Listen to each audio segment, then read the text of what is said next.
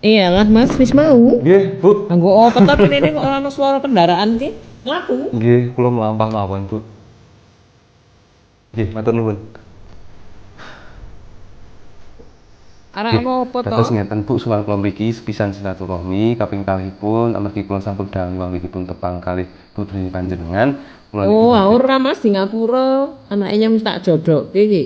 Nek wong nek marani rene ya nggo mobil. Wis duwe gawean sing genah, wis duwe nafkah. Ora kaya sampeyan, rupane kok cocot. nggih alhamdulillah menawi ngoten Bu kula mberek bagya. Ananging mboten niku kawigatosipun sowan kula mriki.